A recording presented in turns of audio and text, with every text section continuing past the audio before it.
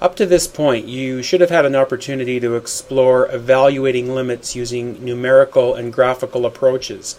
And that understanding is hopefully going to help evaluating limits analytically or algebraically a little bit easier, and that's what we're moving into in this video. The concept of a limit, remember, is the value of y that a function approaches as x approaches some given value. If x is approaching some real number, then you need to be mindful that the function approaches the same y value from both sides if we're to say the limit exists. If we're talking about limits in which x goes to infinity or negative infinity, those are by their nature just one-sided limits. Alright, let's use our understanding of numerical and graphical approaches to limits to build a foundation by which to evaluate limits algebraically. I have 10 building block limits shown here. On the first line, the function that's being referred to is a constant function y equals k, which looks something like that. If x approaches a, so let's just put that in there, from both sides, then our limit is going to be k. If we go to positive infinity for x, y is going to approach k. And the same thing if we go to x approaching negative infinity, we're going to approach k. And so what we can get out of this, or a summary statement we could make, is that the limit of a constant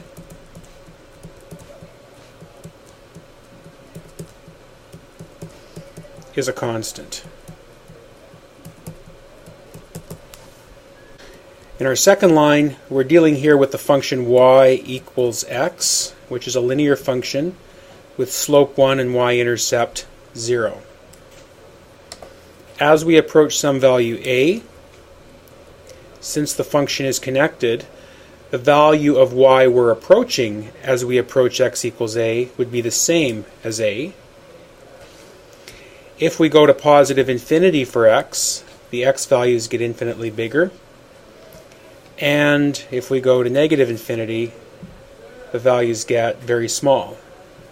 Negatively big, as I sometimes say, negative infinity, a very negative number. In the last four limits, I'm referring to the function 1 over x, which is the reciprocal function. So graphically it looks something like that, with asymptotes on the x and y axes. From a graphing point of view, as we approach 0 from the positive side, we go to positive infinity. From the negative side, negative infinity.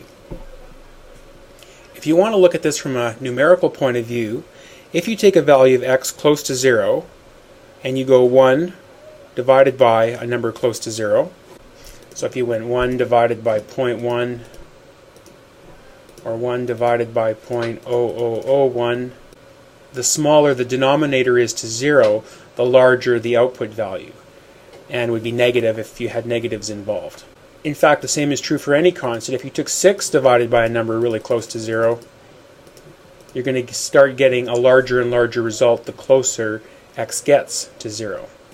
So the concept I like to take away from this is that a constant divided by a number approaching 0 approaches very big or very small, so plus or minus infinity. Okay? Important concept for later. On our last line here, as x goes to infinity, we can see that the y value goes to 0. Same thing when x goes to negative infinity. From a numerical point of view, the way I like to look at this one is that if I have a number, such as 1, and I divide by a very big number, the bigger the denominator, the closer to 0 I am. Alright, so I like to take away from this the concept that a constant divided by a big number, okay, I'm going to say plus or minus infinity. So by negative infinity, I know that's a small number, but I'm thinking of if I just disregard the negative, that's big, that's going to go towards 0. Another important concept for later. I also want to introduce these 5 properties of limits that we will use. The limit of two functions added together is the addition of the two limits separately. So you can limit each function separately and add them. Same thing with the limit of a difference is the difference of the limits. the limit of the product of two functions is the same as the product of the limits. The limit of a quotient is the quotient of the limits. And if you have the limit of a root of a function, that's equivalent to the root of the limit of the function. Again, we'll put these into practice as we're working through our algebraic techniques. Alright, there are a lot of algebraic techniques that can be employed in evaluating different types of limits. So I'm going to go through this somewhat by category, starting with limits where x approaches a real number. And in my first example, I've got a limit of a polynomial function. In this case, x squared minus 4x, which looks something like that. The important thing here is that I'm talking about a polynomial function, and a polynomial function, remember, is connected everywhere. So in this question, we're asked for the limit as x approaches 1. Now, when x is 1 on this function, if I plug 1 in for x, I'm going to get negative 3 here. Now, if I do the limit and approach 1 from both sides, since the function is connected, the limit as we approach 1 should be the same as the value of the function at 1, since it's all connected. So when I evaluate the limit, what I should technically do is take a number really close to 1 from both sides, plug it in, and see what I get. But since, as I said, in this case, the function is all connected, if I simply plug in 1 to the function to get negative 3, that will be the limit. So doing the limit for polynomial functions in general is easy. If the function f of x is polynomial and you're doing the limit as x approaches a, all you actually have to do to get the limit is plug a in for x, and the value at x equals a will be the same as the value it approaches around x equals a. Now we're going to start moving towards more complex situations. In my next example, I have a rational function, and the function is undefined at x is 3. So x can't be 3 on the function. And we know from our past experience that when a function is undefined at a value, what we're going to get at that point is either a hole in the graph or possibly a vertical asymptote.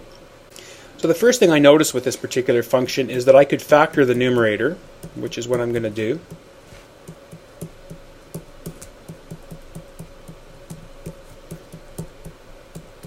Cancel these out because those divide to 1. And what I've done in this process is I've gone from a rational function to a polynomial function. And so when I get to this point, if I take a value of x close to 3, like 2.99999 plus 3, that would be 5.99999, which would suggest that my limit is 6. And same thing taking it from the other side. So you see what I'm doing here. I'm taking a function f of x, which was undefined at a given value. I did some algebraic manipulation on it, and I was able to get it down to another function, a new function, g of x, which was continuous, in this case a polynomial function, which was continuous at x equals 3. And when I actually plug 3 in, I get the limit of what the function is. So yeah, the function is undefined at 3, but its limit at 3 exists to be 6. And from our past discussions about this, we know that what's really going on there is that there's a hole at 3, 6 on this graph. Roughly speaking, just for interest, the hole would be at 3, 6. And then we've got a linear function which we can see right there, x plus 3. So the graph would look something like that. So the point I want you to get out of that example is that one of the ways to manipulate a function in order to evaluate its limit is to factor. Alright, let's look at a couple of other examples. The limit as x approaches 3. Now if the function is defined at 3, then the limit as x approaches 3 should be the same. But of course if we plug 3 in, we notice that it doesn't work right away. Well, thankfully, due to factoring, we can reduce out x minus 3 top and bottom. And so we're on our way to reducing the function. Okay, so now we can check again whether if we take a number close to 3, 3.1-ish plus 1 is 4.1-ish, and so the limit would be 1/4. In other words, because the limit's defined at 3, if we simply plug 3 in, we will get the limit without actually having to take values close to 3 on both sides, even though that's technically what you're doing when you do a limit. Okay, in our next example, we're going to use a method for reducing called rationalizing the numerator, which will sound like something you've done in the past. So, starting the question off, we would first of all consider whether the function is even defined at 0. So if we plug in 0, we see that no, the function's undefined, which means at x equals 0, there's a hole or there's a vertical asymptote.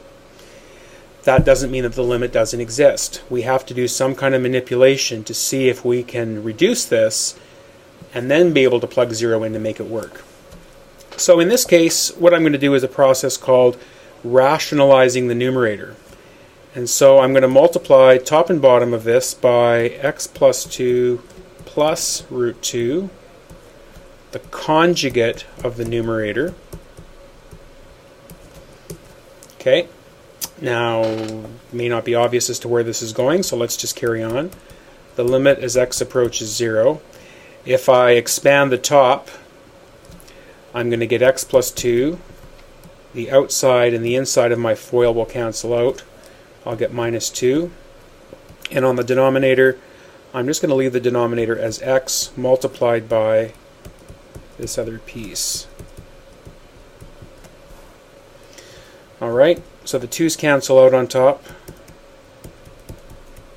And so I have x over x times the root of x plus 2 plus root 2. And then what happens here is my x's cancel out. And so I've got the limit as x approaches 0 of 1 over the root of x plus 2 plus root 2. And if I make x approach 0, so again, I can take values of x close to 0 on both sides, but I can just try putting in 0 because if the function is defined there, the value that it's defined at should be the same as the limit. So if I put in 0, I get root 2 plus root 2, which is 1 over 2 root 2. And so the limit is evaluated. A final common technique for evaluating limits is to use a common denominator. And in this example, we will do that. So in this example, we can see that if h approaches 0, at 0, h equals 0, the function is undefined. So we need to do some kind of manipulation to see if we can evaluate this limit. So what I'm going to do here is I'm going to multiply numerator and denominator by the common denominator of the two many fractions. And so I'm going to get, expanding on top, 3 minus 3 plus h all over 3 times h times 3 plus h.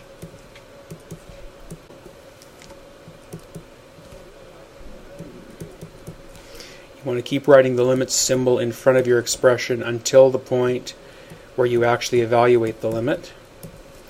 And you'll notice what's going to happen here is the h's are going to cancel, which really was, I always say, that's the getting rid of the problem, because the reason the limit wasn't evaluatable to begin with was because h was 0. We've just eliminated that issue.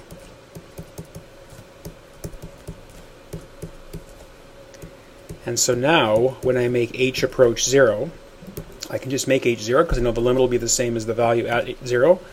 If I plug 0 in, I'm going to get 3 times 3, so negative 1/9. As h approaches 0, y approaches negative 1/9. There'd be a hole in the graph, just to connect this to other stuff, hole at 0, comma negative 1/9.